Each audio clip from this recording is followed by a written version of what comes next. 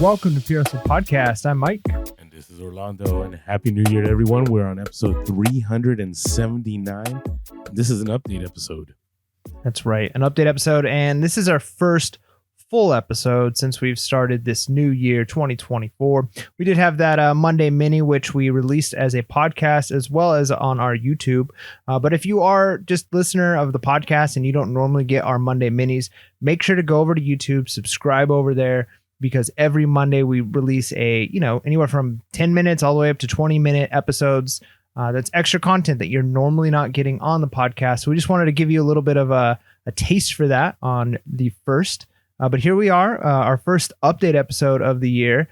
And this is kind of an interesting update episode for me because being that we are coming off of the holiday season, and it's like right now, like the start of the new year, really haven't done tons of new stuff with reselling because it's kind of been, between Christmas and between New Year's and all of that. It's kind of been my holiday. It's my break from school as a teacher. So I had the 2 weeks off. And I don't know about you, Orlando. I mean, I think you're a little different from me on that. I've tried, though, multiple times to say as a full-time teacher, like, yeah, when I get a break, when I get a week off, that's when I'm going to go hard on reselling. Huh. But man, when you get that time off from your normal 9-to-5 job, it's hard to just say like, okay, now I'm going to go back to basically 9-to-5ing my reselling. You kind of just want to take a full break, but then afterwards you kind of regret it. So I didn't do a lot of sourcing, which maybe isn't a bad thing because I have a lot of death piles to get through. And to be honest, I don't know if you've noticed, Orlando, but I feel like in our Discord recently, people have kind of been like really after and attacking like the death piles, like trying to get those death piles down. Start of the new year, they're thinking if we can get these death piles down, I've seen people say things like death to the death pile and, killing the death piles. And I think those things are great. And I kind of feel like that might be the theme for 2024, at least for the start here, is just getting through the inventory you've already purchased. Because if you're going to get decent money on it, it's probably going to happen now. If we have to keep lowering prices in the foreseeable future for this next year, I'd rather sell things earlier than having to wait until the end of the year when the money's worth even less. So you might as well get those death piles listed now. And that's kind of where I'm at with my reselling. I've definitely sold quite a few things over this Christmas break, which has been nice. A lot of things that have sold have been, things that are probably Christmas presents or things that people want for themselves and they got a little bit extra money from Christmas. Things like shirts and sweaters and just those types of random things, shoes, a phone, like random things like that have been selling. And the nice thing is with that, like the Monday holidays, you get a little bit of extra time for shipping, right? Because if it sells on a weekend and if your next business day, man, you could have stuff sell on a Saturday and not have to ship it out until Tuesday. So that definitely helps a little bit, giving you a little bit of extra time, enjoy the weekend. And if you do get it out early, which obviously you can't if it's going post office, but even just printing out the label early, I think is that good customer service where they're like, man, they're already shipping this thing out and it's, still the weekend. It doesn't have to go out until Tuesday. So it's been a good end of 2023. We talked about that quite a bit in our like how to finish strong. And I think I did pretty well with that, just still getting some things sold and then kind of now repositioning myself to do better in 2024. Orlando, you were talking about not coughing on the podcast and here I am coughing. I am super ill. You may not be able to tell, but I am not doing too hot these days.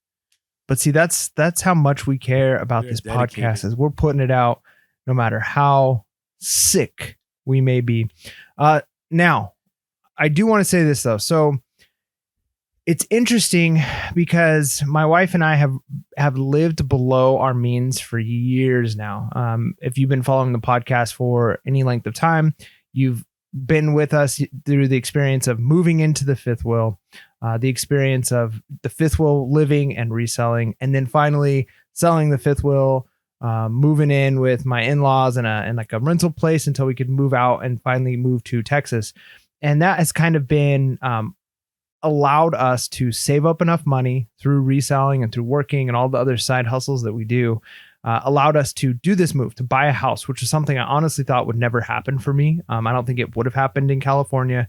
And now I'm at a place where I'm thankful that I'm here, but we've lived below our means for so long, and we've always had like a buffer. I mean, especially as we've like building our savings account so that we could buy a house. You've got all that money sitting in a savings account. So it's a little bit easier to not worry about things. It's a little bit easier to kind of, spend a little bit more here and there. It's not the end of the world because you got that savings account. Well, after buying the house, obviously savings account has dropped down significantly. And we're at a point where, we followed early on in our marriage a lot of the stuff from Dave Ramsey. We've talked about that on our podcast. When we've done our book reviews, we've talked about finance stuff.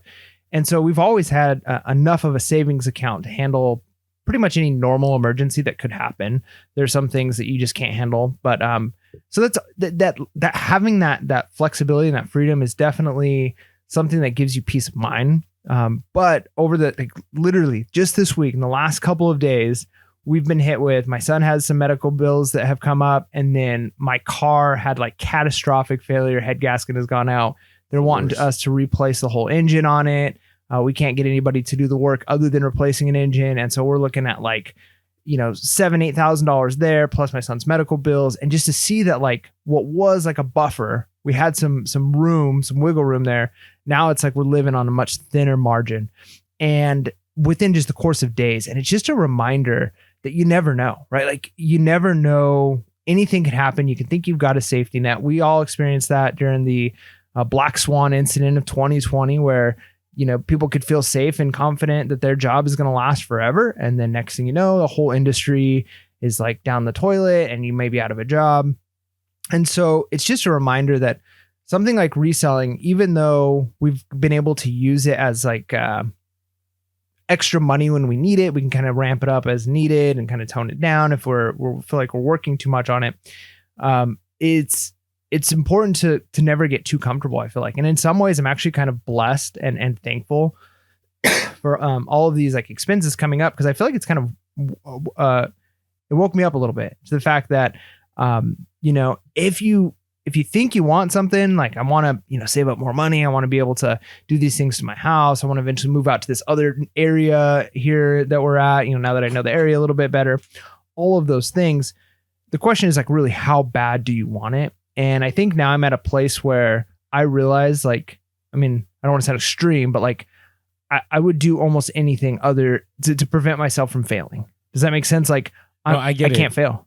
I can't fail. And so it's like, it puts that little bit of fire underneath you. And in some ways it's like, man, this motivation actually feels good. And without, these big expenses coming my way, I could have just been coasting and maybe never had the motivation I needed to level up and get to a next place. And I think now with this motivation, I'm going to be more disciplined with listing. I'm going to be more disciplined with sourcing. I'm going to ramp up my reselling, because now it's more of a do or die. It's not just hey, this is nice. It's nice extra income. I'm at a place now where it's like, well, let's put all these years of experience and knowledge that I have in reselling, and let's capitalize on it. Let's put it to work. I've been putting in this investment in knowledge and time for the last 5 years. Let's capitalize, because it's time. No, I agree. I agree with you on the whole. You end up in this place where you have no options, right? Your options either to make it or to make it, and reselling sometimes is like that. Sometimes you end up, things are really good, and I'm in the same place as you were when you had mentioned 2020, where I think a lot of us were, where we thought it was going to be the end, and so we ended up putting in the work, and actually it worked out. It ended up being far better for, I would say, every reseller at that time, as long as you're selling items that sold. But I don't think there was many that were failing, unless you're trying to sell stuff that no one wanted. But that was very hard to do in 2020. Now I'm in the same boat as you are. We're entering 2024. I've had a lot of things come up. It's an interesting time. It is an interesting time, and you mentioned being up against a wall, and then you have the choice, right? You have the choice of fight. You have the choice of flight. You can actually freeze and do nothing and just let things happen. And trying to stay upbeat on this podcast, because it is 2024. I think there's going to be many opportunities. I will be honest with everyone. I don't know what those opportunities are. I do get a sense that there will be, again, opportunities to buy a lot, which we've already had. The problem is, are we going to be able to move those items that we want to buy a lot of, right? I think of one of my friends recently.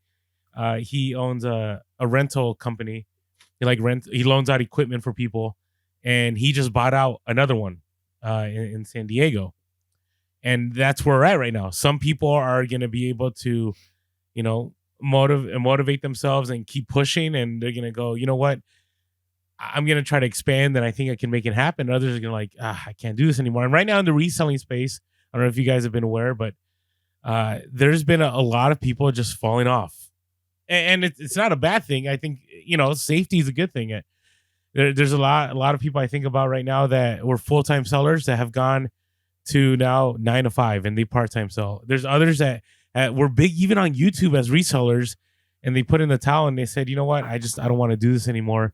And I kind of feel a little bit of that, and not saying that Piero's podcast is going anywhere, but things were interesting. Thinking about Q4, you had mentioned there was an uptick in sales. There was an uptick in sales, but it was like normal. It wasn't like this huge, like, let's go get the Lambo kind of Q4. It was, okay, this is what it was like, a year ago or 2 years ago. It wasn't huge. And the interesting is when I make comments like that on social media, I get people all the time will say, well, we're just going back to, the levels before everything went down.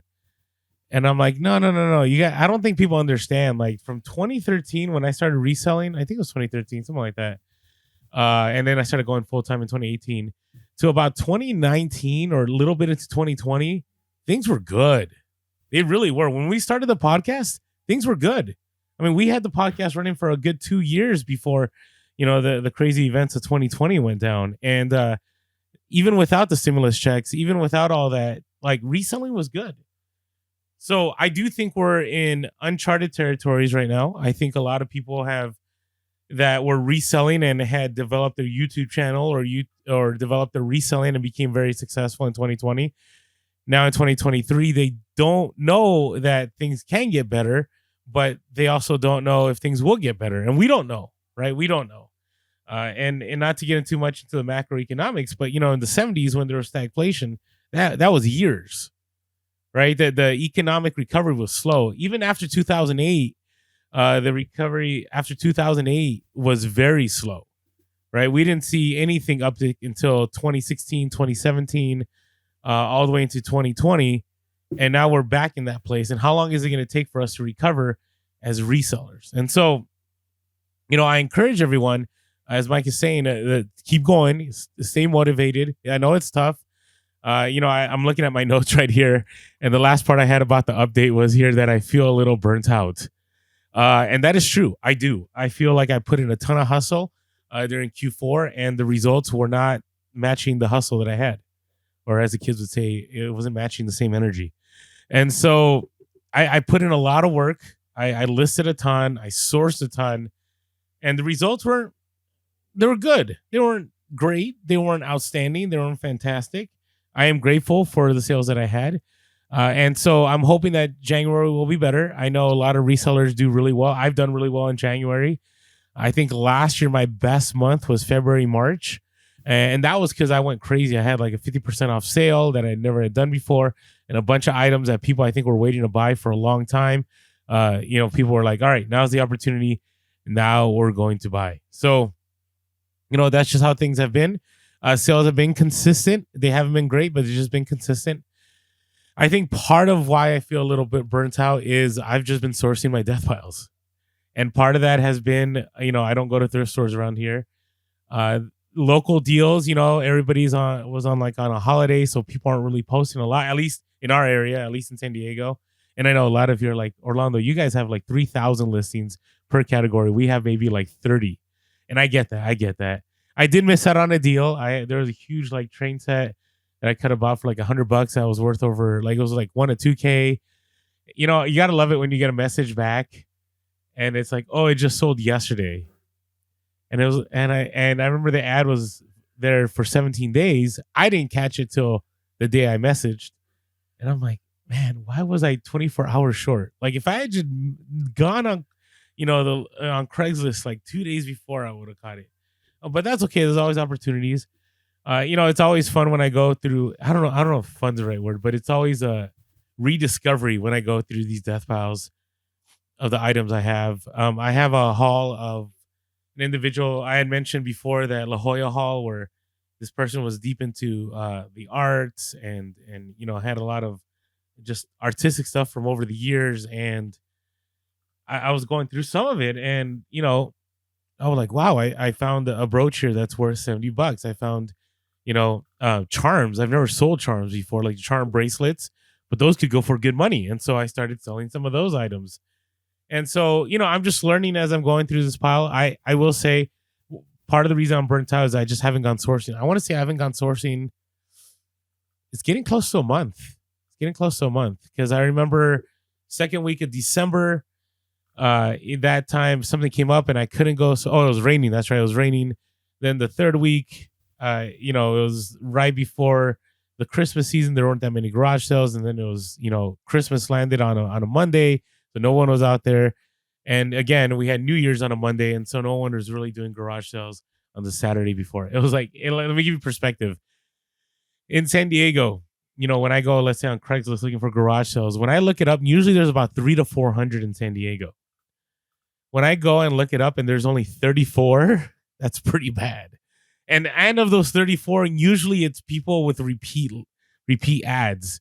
So there's probably like 10 of those that are no good. So then there's another 20 something, and that's all of San Diego, right? So I'm not going to drive out, 2 hours unless it's really something good. So, I will say, I have mentioned this before. I know it's counterintuitive, but if you do feel burnt out, like you've been really grinding, you've been listing, you've been going through your death piles, but you haven't sourced in a while, sometimes it's good to just go out and source.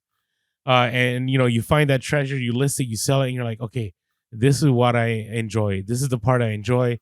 Because you can get really bogged down in this stage of, you're working at a warehouse. I keep saying this, and a lot of people disagree with me. But I'm telling you, reselling for me, if it becomes warehouse work, I'm out.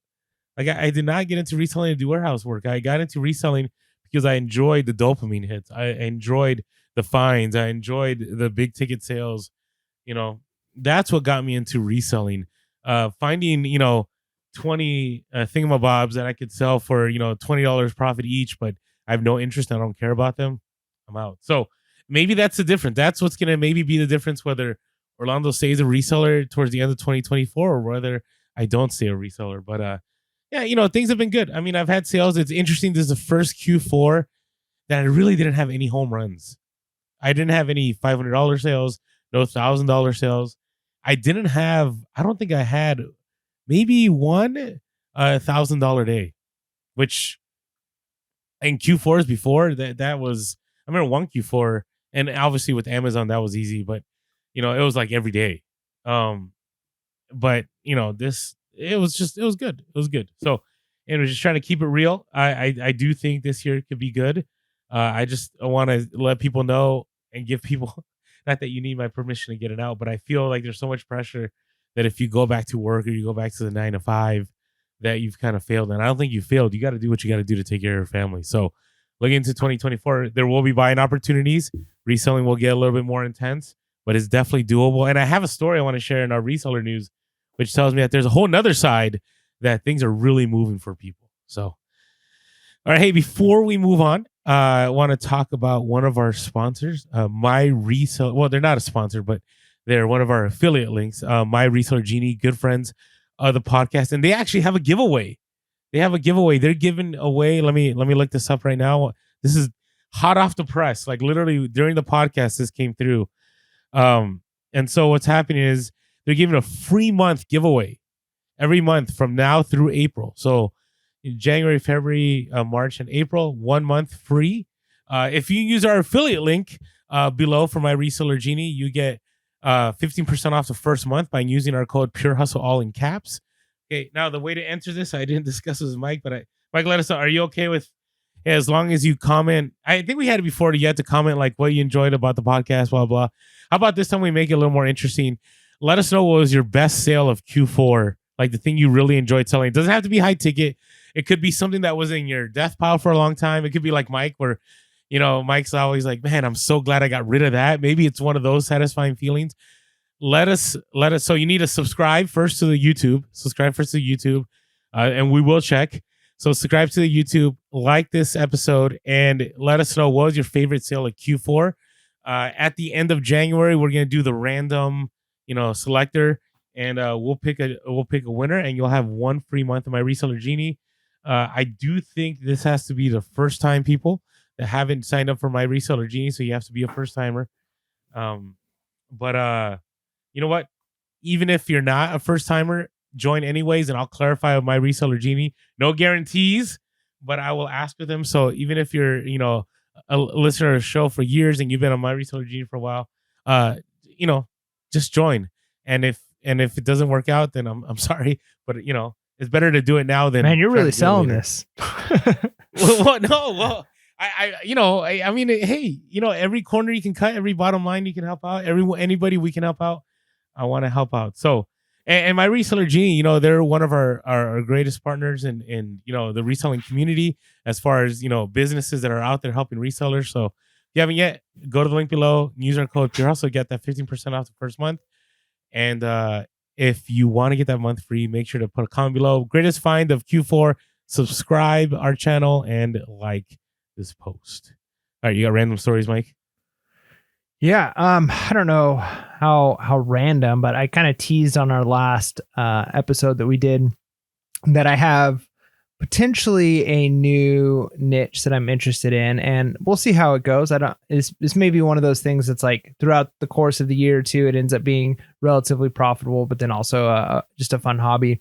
So one of my kind of, I don't know if it's goal or mottos or just, anyways, I've spent over my lifetime way too much money in hobbies. I've been in various hobbies, and I've decided that as a reseller, the best way to do a hobby, if I want to get into something new, is I need to be able to make the hobby pay for itself by reselling.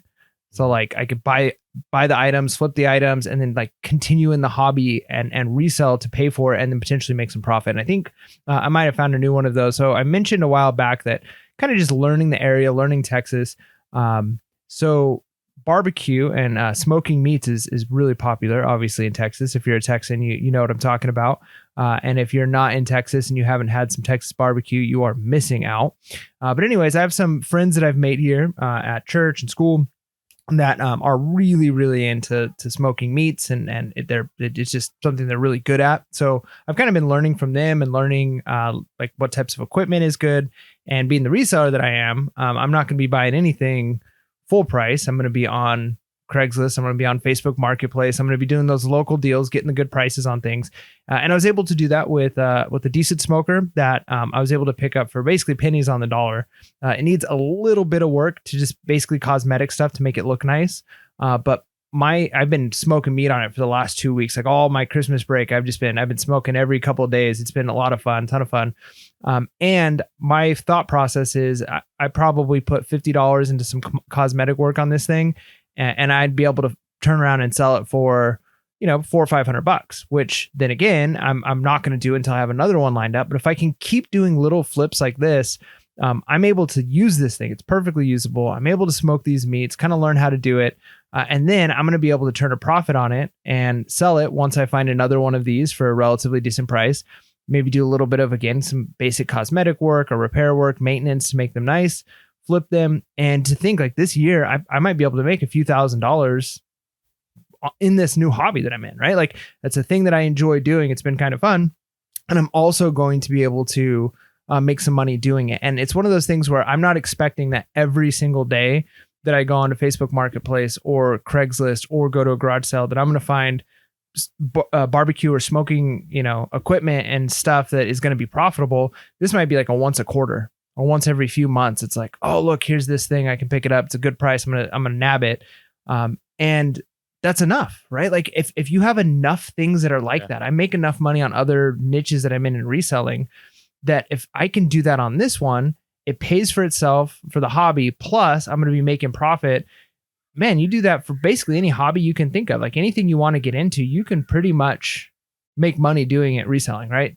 So it's just a random story in the sense of if you're the kind of person who wants to get into a new hobby, whether it's gardening, whether it's RC cars, whether it's drones, whether it's photography, whatever kind of thing you could think of getting into, you could probably make reselling pay for it. And not just by reselling shirts and then using that money for your hobby, but buy the things in the hobby, sell it for a profit, get more. Like once you know what you're getting, and you could spot the good deals. So a random story in the sense of I've got a new hobby. I don't think this officially makes me a Texan yet. I don't know if I'll ever officially be a Texan. I don't know when people will start to accept me, but I think it's a move in the right direction. Plus, like I said, over the course of the year, I could probably make a couple $1,000s doing this. Plus, it's a new hobby that's fun for me, and not only do I make money doing it, but I get some good food at the same time. Well, it's interesting. You say good food. Yeah, that is a bonus. It's interesting you say that. I was having a conversation with somebody the other day, and a lot of people that do really well as entrepreneurs, they end up being the top in their field, whatever it may be, right? Whatever they're selling, whatever service they're providing. And I think about somebody here in San Diego who they're always picking up old washer and dryers all the time. And what they do is they take these washer and dryers, and they know how to fix them, and so they just do a little tweak here, a little tweak there, and then they sell it. And actually, their Craigslist ad, I'm not trying to advertise for them. I don't even know if it's up anymore. It's been a long time, but I remember this individual because when I first moved into my property, oh man, it's been like 2 or 3 years. Yeah, 3 years ago, when I was looking for a new washer and dryer, I didn't want to buy brand new. And the other problem was that if you wanted to buy something brand new back in 2020, you had to wait like 6 to 8 months for it to show up to your place, and I needed something now. And so I remember looking, and there was this individual there that that's all they did.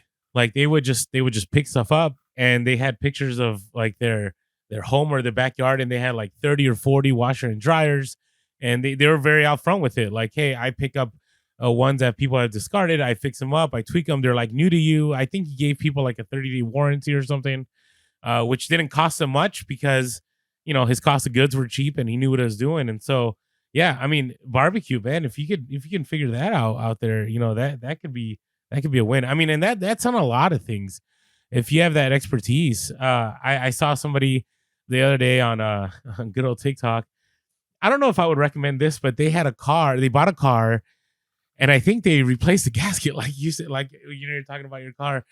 They did all this work on the car. I think they bought it for like $2,000, and then they know how to fix cars, so they tweaked the car. They did little tweaks, and they sold it for $5,000, and they made like $2,500, something to that effect, around that time. I've seen other people that they'll buy a used car, and they know about cars in the sense that they know that certain cars, like it's not a big issue when they buy it. And so they'll buy a car, and all they do is vacuum it, clean it up real nice, make sure that whatever little issue the problem was, and they'll flip it, and they'll make $500 to $1,000 on it. So they'll drop like, let's say $5,000 in the car, and they'll sell it for $6,000 or $6,500 or $7,000, and they do this consistently. So yeah, if you know what you're doing in that sense, you can definitely scale. So yeah. Or like just selling car parts. Like, I mean, I just think like, for instance, I bought my 4Runner for like $6,800. They're quoting me, close to $7,500 to put in not a new engine. It's a used engine with 150,000 miles on it, and hopefully it's not messed up, right? Like, but to think that I know, because I've replaced things in my car. Like if I have to, like my mirror, one of my sun like visor in the front is like, it's not staying up. So I'm like, okay, how much does a sun visor cost? My one on my passenger side works perfectly, but the driver's side doesn't work anymore.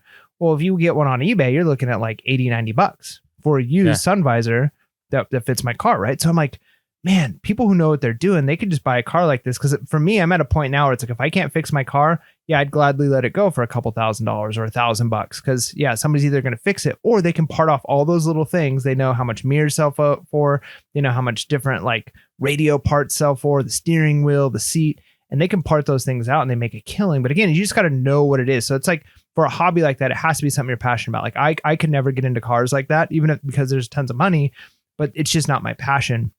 But if you can find something you're interested in, like my brother loves pool, right? Like he plays like pool, like billiards, and he's gotten into, like, he works at a comic book store now. And so he's kind of been getting into the flipping game of like buying comic books and selling comic books. But he's realized he could do the same thing with pool stuff, because he plays pool all the time. There's certain like he can pick up certain cue sticks and certain like sets of things that like, or gloves or various things that people have that are used. He flips them and turns around because he knows that field. He's in it. He goes to the bar every weekend and plays pool. And so, yeah, it's like you can probably make decent amount of money flipping any hobby that you're into, because there's any hobby, people are spending money on it. And so yeah, I mean, if you're mechanically inclined, like I know people who they're just, I mean, there's probably not a politically correct term, but like, you call them like grease monkeys or whatever, garage, like, the people who are always tinkering on things on their cars. Yeah. Like that's my brother-in-law. Like people like that, they're always going to love tinkering on things. So yeah, it could be washing machines, it could be cars, it could be whatever. They just want to tinker. So if that's you and your hobby, then man, you the door's wide open. But even if it's not, like even if you're like, yeah, I don't love that, but I really love sewing, I'm like into sewing, like sewing's my thing. Well, man, you could probably make a killing flipping certain, like whether it's sewing accessories or sewing machines or things you're sewing, and make the hobby pay for itself. So yeah. Yeah, this is the world we live in now. If you know what you're doing and you know about a certain field, you can make all kinds of money. I mean, I can go on story after story, but this is kind of the economy that we have right now. So my random story is, we have a whole mini-sode that we dropped a couple of days ago dealing with holiday returns. And I just want to share these people that were searching for a partial refund because, it's one of those things that... Wait, can I stop you for a second? Yes. That'll be our upcoming Monday mini holiday returns. Really? Yeah. Sure? Dude, we're recording and dropping the same day. Oh, that's right. Oh my goodness. So we're recording today. This is almost live. This is as close to live as you can get. Okay. When you listen to this podcast, it's fresh off the plate, like 10 minutes. And Mike was kind because I was sick, and so he waited until I was a little bit better. So, all right, man. Okay, so on Monday I'll talk about how to deal with returns. But I had this one scenario. When you pack something really well, you bubble wrap it, you put cardboard around it, you float the box, you do everything. But I always worry when I pack things really well that I pack them too well, and a person that doesn't take their time to unpack it will wreck something, right? And I've had it happen before. I've had people before, they'll get clothing and they use a pair of scissors to open it, and they like cut the shirt. It's like the worst because, you'll get that message and they're like, oh, this had a cut. And I'm like, well, when I shipped it out, it didn't have that cut. That's strange. I wonder what happened. And people that have a conscience usually will go, I accidentally cut it. And then I usually say, well, I'm sorry. Not much I can do about it. My apologies, blah, blah, blah. So I kind of had the same scenario. I packed this item really nice. It was a Christmas item. It was fragile. But, I bubble wrapped cardboard, did everything. And it was packed really tight. I didn't want it to move. So I get this message, and the message was, hey, just want to let you know this item arrived, but it was packed really tight, and so it broke.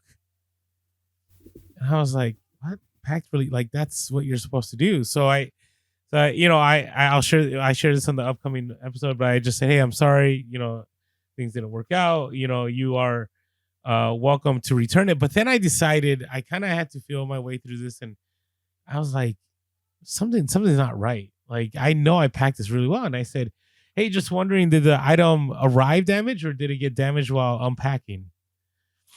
And their response was, well, as we were unpacking, it was damaged. I'm like, what? Okay, that could go two ways. That could mean while we were unpacking, it got damaged, like we damaged it, or while we were unpacking, it was damaged. Like, we realized it was damaged. We noticed it was damaged, yeah. Yeah, or something, whatever it is. So then they send me these pictures. And at this time, I'm like, I'm just going to play this out. Like, I could have just been like, just send it. But I'm like, there's no way. And so they're like, oh, this piece is broken and this piece is broken. And I threw it out. I was like, hey, listen, you're welcome to return it. I'm just wondering, are you saying that it was, and I don't recommend everybody go into, this whole sleuthing, like trying to figure out what's going on. I had a feeling like something was up. And, I said, hey, is it possible that when you're removing things that maybe things got caught up and things got pulled? And like, well, it arrived damaged. And I was like, okay, well, you're welcome to return it. Crickets. Never heard from them again. Nothing. And it was just like, and it was one of those where it was those annoying messages where they're quick to message you, right? You respond right away, and then you don't hear anything for a day. So this went on for like 5 days. So I always tell people, and we'll share this in the upcoming minisode, like just because somebody is fishing for a return doesn't mean they're gonna follow through on it. I had another lady. They bought these great courses. You know, remember those great courses where it's like these CDs. Yeah. People listen to professors. So bought a whole set, and you know, even before I arrived, I get this message, and the message said, "Hey, I already have these. I bought these again because I didn't. I bought these again because I thought I didn't buy them yet. I'm gonna return these. Thank you." I was like, "What? Wait, I'm trying. What? I don't understand. I just don't. You know, and what do you do, right? During those situations, you can get upset. You could, you know, be like, hey, you should, you know, trust me, there are the moments where I just want to say, you know, hey, maybe you should like think things through before you press that buy button, you know, but you don't want to do that. You don't want to do that because all that's going to do is cause you problems.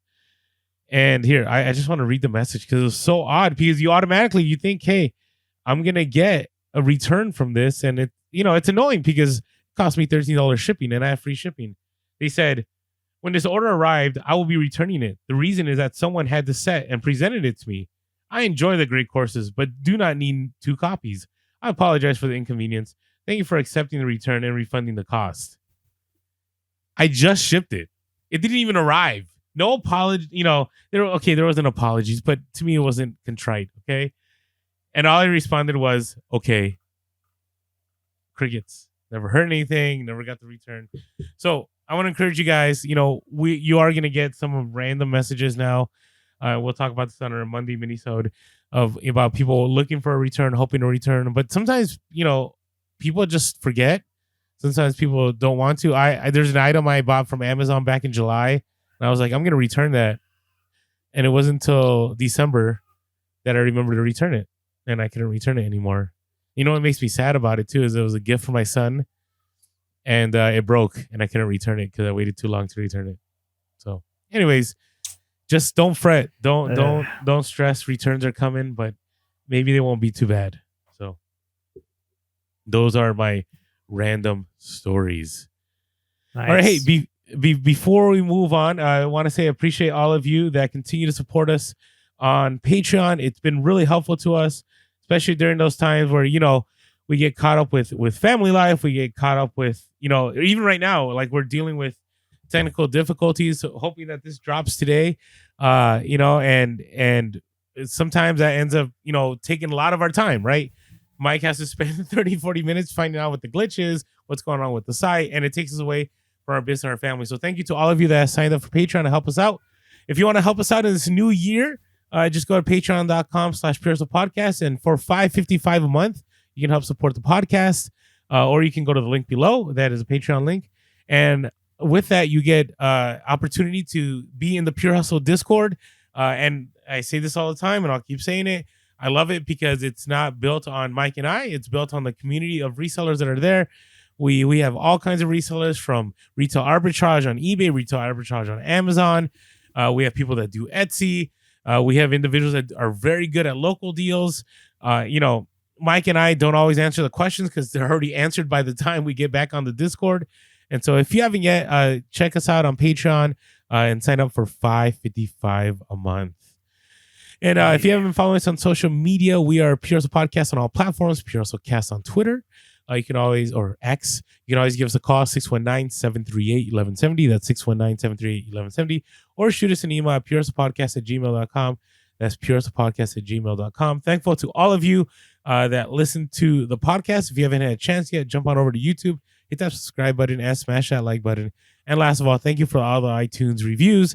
They definitely help us. My goal this year is for us to be at least over 1,000 on iTunes reviews. We are the largest reselling podcast out there, and it's because of all of you that tune in on a weekly basis.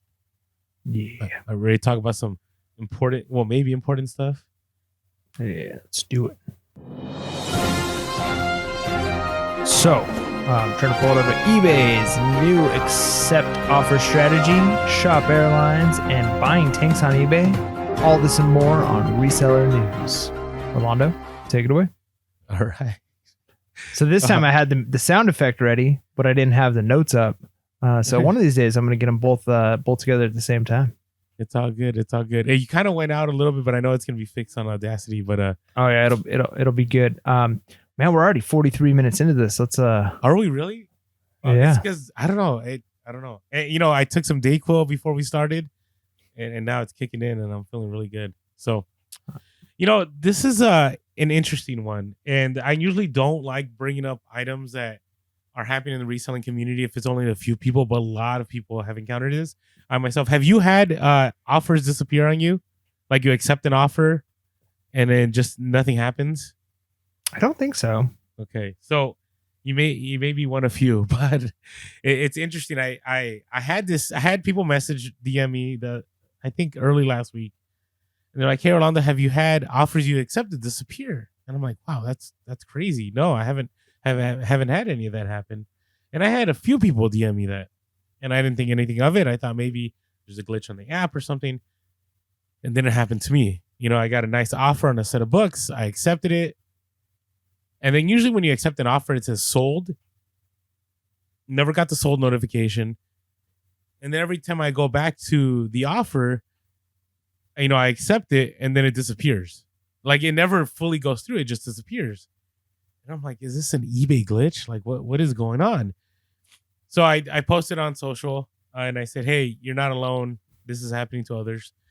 Man, the amount of, I don't even know how many comments we got, but we're not huge. I mean, we have a following on Instagram for the reselling space. But we're not like huge, but sometimes you get those things that, people get worked up about. So we had 56 comments. Okay, this has happened to me. This is also going on. Last week, it was kind of weird. I had 3 offers I accepted and then nothing happened. And then I had people message and also put in the comments that I guess eBay is doing this new thing, which I wish eBay would communicate this, where if you accept an offer or you send out an offer and somebody accepts it, it keeps your item live until someone pays for it. I was like, oh, that's kind of cool. But then I started thinking, like, is that cool? We've been asking for that forever. We have. I mean, it's not all the way to immediate payment, but it's pretty close because that's the problem. Is we've been complaining that our items get held up in basically limbo. Yeah, can't sell because we've accepted an offer. So if it stays live and the person doesn't end up purchasing it, that's the same thing as like a non-payment. But we don't have to jump through all the hoops of, relisting the item. Man, that could have sold in that 2 days that person didn't pay, and I missed the market on that. So it's maybe a best of both worlds if that's actually what they're doing. Yeah, I mean, I do have my concerns. My concern is that this is going to be the solution, that we're never going to see immediate pay on offers. Like this is their solution, that they'll allow people to accept offers. It'll still stay live.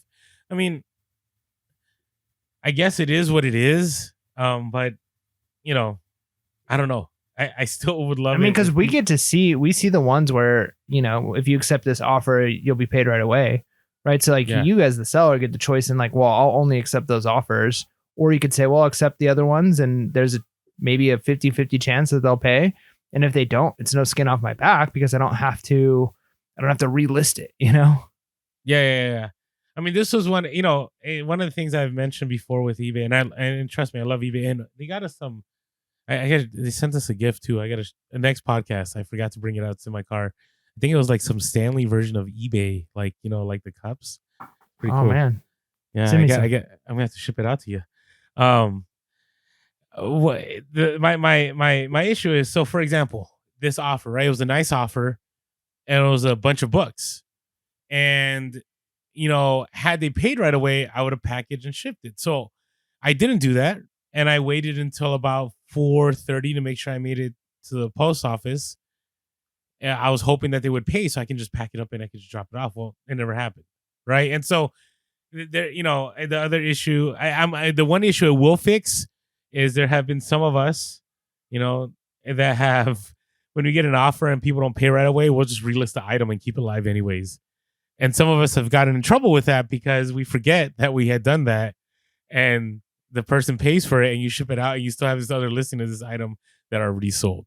Now, I don't know anybody who's done that personally except, myself, but seems like a terrible idea. Seems like a lot of work for nothing. No, but what I've done is when that's happened, as soon as a person pays, I'll go pull the other listing.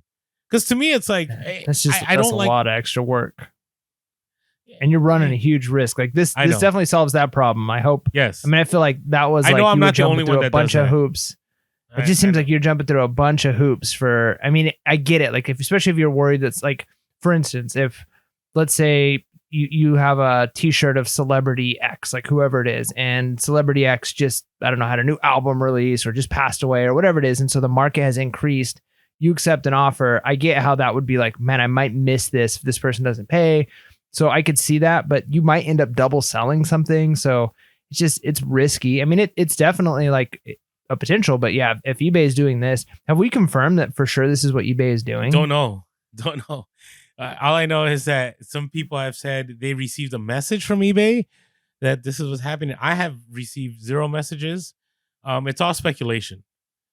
It's all speculation. But so don't know. But again, I don't like to talk about speculation, but there was enough people that had said either they got a message from eBay or, they know somebody at eBay. That's, I know, trust me, bro. I know that's what it sounds like I'm saying, but it's very possible. I do know a few months ago, somebody had posted on social media that eBay did message them directly and said that this is a beta test that they're doing.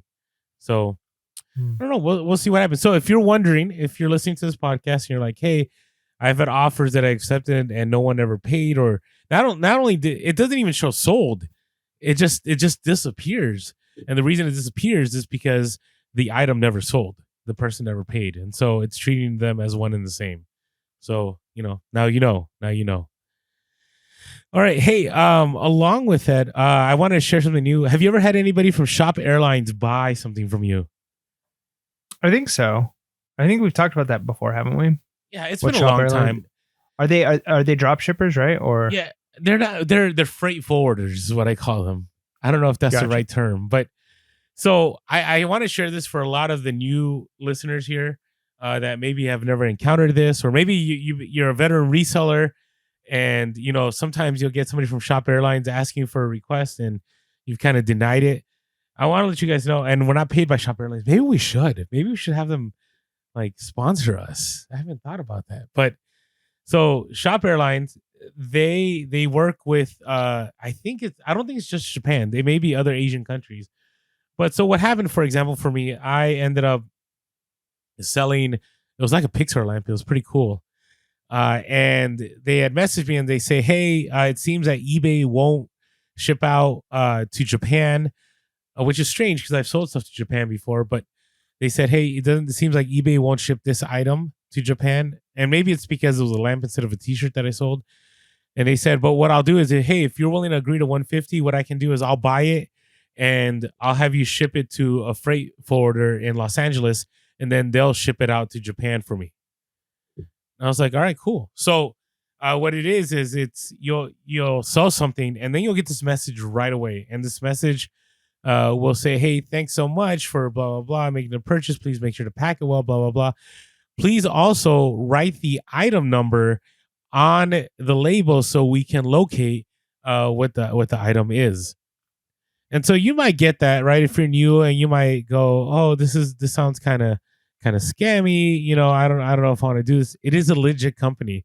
And my experience with Shop Airlines has been that usually you make good money on the sales. You get no returns. There's usually no issues. Super professional. It's always been good. Right here, I'll read the message real quick. It says, we wanted to contact you regarding our purchase and hope this message finds you well. Please be advised that payment will be completed shortly. Going forward, if you sent the item using a track service, could you please send us a tracking number? If the sent package does not have tracking, then there's no need to upgrade.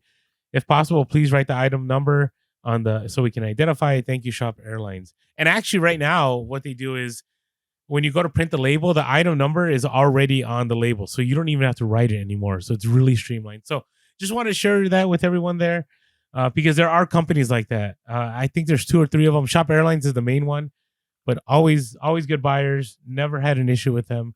And so don't stress out if you come across that. Very Now, good. hey, have you ever thought about sourcing tanks on eBay? Look, I'm not in the market for one of those, just to be very clear. To anybody who monitors our podcast, I have no need for that type of a vehicle. I think Second Amendment covers our ability to get tanks. I'm whether or not I agree with that. Look, for those who monitor the podcast, I'm just saying, Okay. it's All not. And if I was in the mood to buy a tank off of eBay, I'm just gonna say I lost Okay. it in a boating accident. Oh my goodness. All right. So this actually happened in Britain. So, there's no need to worry here. So I didn't know. It's funny because you know how eBay is super restrictive about what you can buy, right? If it's something that's like maybe affects, I don't know. I don't want to get into it, but eBay sometimes ends up pulling listings and you're like, what? That's not even that serious. Well, I didn't know you could buy tanks. Now, obviously they have to be decommissioned. They can't have artillery and all that. So this guy in England, okay, bought a tank. Okay, and he's a tank collector. So let me read it real quick. This is from the Daily Mail. The title is I found 2 million pounds in gold bars hidden inside Iraqi tank that I bought on eBay, but I wish I had never handed them in because I didn't earn a penny. So let me read it real quick. A military buff who bought a tank on eBay and discovered 2 million pounds of gold bars hidden inside says he regrets handing in the hidden treasure. Nick Mead discovered the 5 gold bars stashed inside the diesel tank of an ex-Iraqi army tank Type 69. It's believed the bullion. Oh, it's bullion too. It wasn't like, oh, that's really good gold. Was looted by plundering the Iraqi soldiers during the 1990 invasion of Kuwait, but forgotten about inside the 36-ton armored beast. Somebody discovered Mr. Mead handed the gold to the authorities. Now, 6 years later, he was admitted he wished he had kept the hidden booty. The 60-year-old runs tanks a lot on his farm in Northamptonshire. I just look at the story. There's like pictures of him in the gold bars, and I always say you never know on eBay. You can find a vase. That's another story. We're not going to talk about it, but somebody found a vase at a store that shall not be named for $7, and it sold for 100,000. And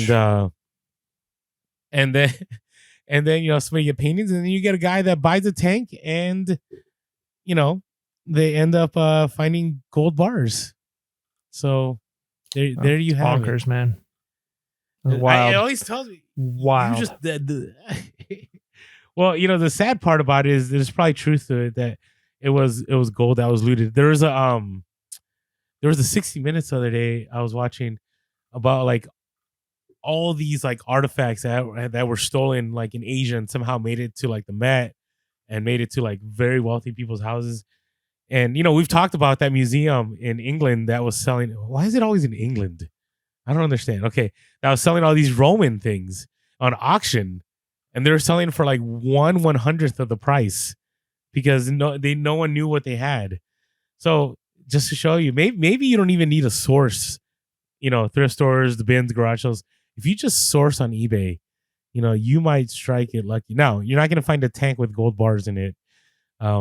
Imagine that. That's a whole nother world. It's like playing the lotto, though. You know what I mean? Like you could buy 1 million scratchers and maybe somebody makes money off of it. So I don't know. I'm never going to count on the me finding the a random piece of art that's worth millions as like that's my goal. But that would be the icing on the cake for sure. You're never going to find that deal. You're never going to make the news. Like chances are there's a 1 in a million chance that I make the news with one of those things anyways.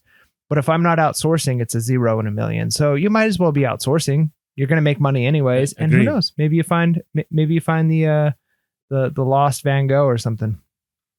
Yeah, he said something to the effect of like, I should have just shaved off some of the gold, just shaved off a piece. But I'm always a fan with stuff like that. Like you don't want to play games, it's kind of like no.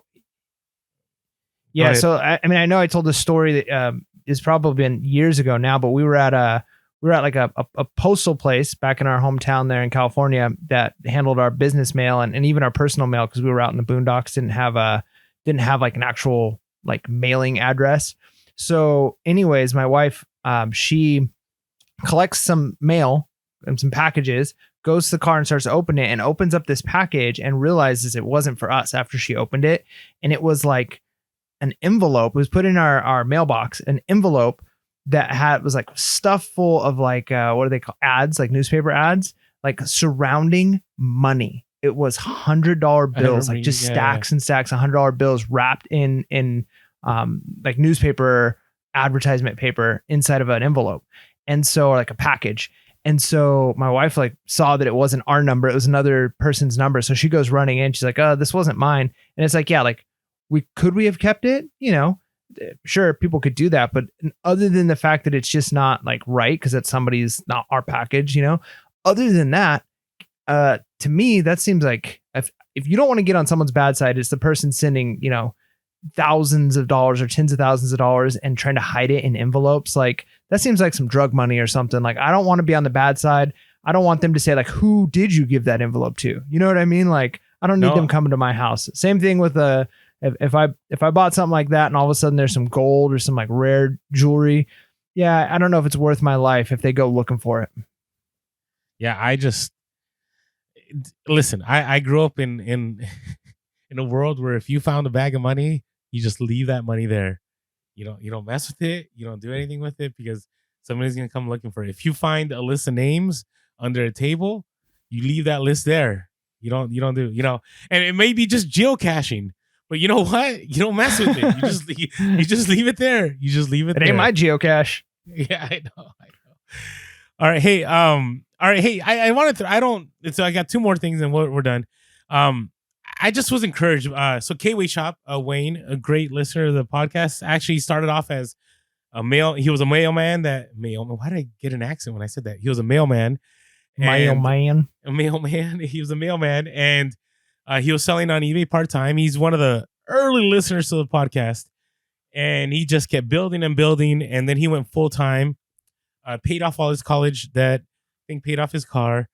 And now he's blowing up on social media. He's doing really well. And I just want to support him because I think he has a very ambitious goal. He wants to pay off his house in 130 days. Ooh. So his goal is to pay off 130K in 130 days. Wow. And what is he selling? I mean, maybe it's not like public knowledge. So no.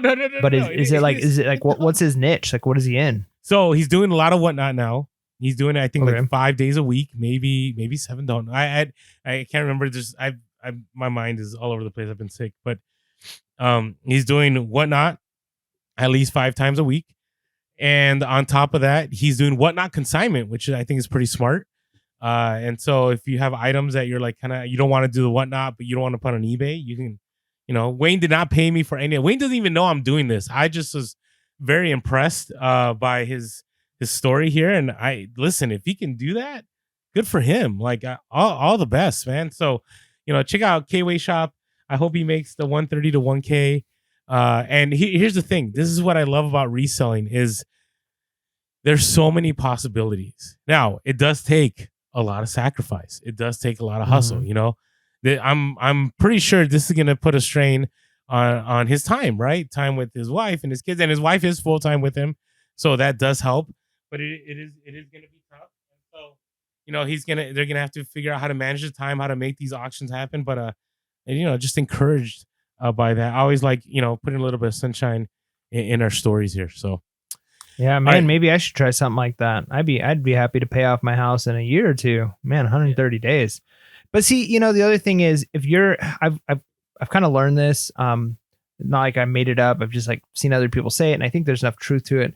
If you don't set like ridiculously ambitious goals, you're never going to get close to achieving those, right? Like if you set a ridiculously ambitious goal, you may not succeed in that, but if you get halfway there, you're going to be 10 times better off than if you just were kind of floating by, kind of not doing. So there's nothing wrong with that. In fact, if there's not like a chance of failure, you know, are you really pushing yourself, learning, growing? And with that, again, like I mentioned on our last episode, our last Monday mini, you know, if I just say like the start of the episode, it's like, man, I need to make some more money because I got medical bills, I've got a car issue, I've got that's not going to do it. Like that's not enough.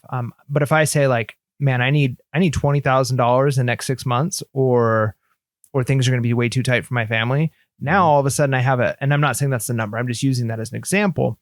But if I do that, now I have a number. So it's like, okay, 6 months, 20 grand. How much is that a month? Okay. How many things do I need to sell? Okay. If I'm at the end of halfway through a month and I'm not at least halfway to that part, I know I need to ramp up the next 2 weeks. So by having a specific goal set and you got something, then you know if you're on track. But otherwise, if I'm just like, I want to make more money, how do I know if I'm on track?